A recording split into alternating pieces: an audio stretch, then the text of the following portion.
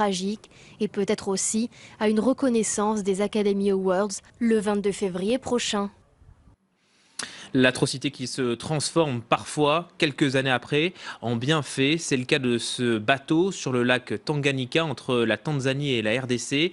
Un navire allemand qui semait la terreur lors de la Première Guerre mondiale. Il est aujourd'hui un moyen de transport vital pour les habitants de la région. Reportage. Pendant la Première Guerre mondiale, cet ancien navire de guerre allemand semait la terreur sur le lac Tanganyika. Aujourd'hui, le MV Liemba est un pilier pour les communautés est-africaines côtières de ce lac, l'un des plus grands au monde.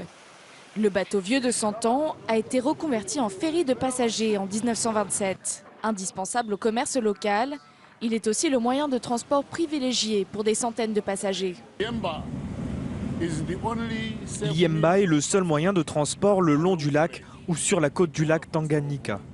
Historiquement, c'est très important pour la Tanzanie en tant que pays, mais c'est aussi très important pour les personnes le long de la côte du lac Tanganyika.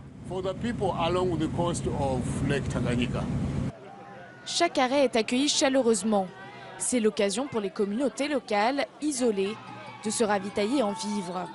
Une population très attachée à ce bateau historique.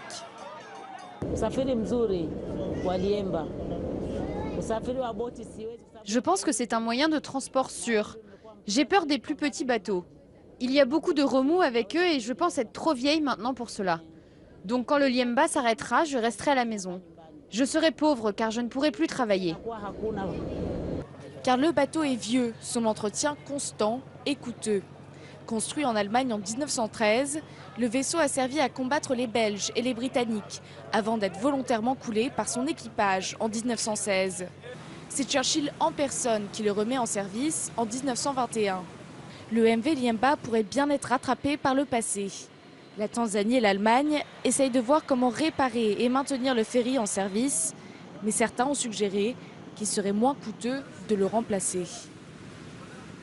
Et tout de suite, un nouveau journal sur France 24.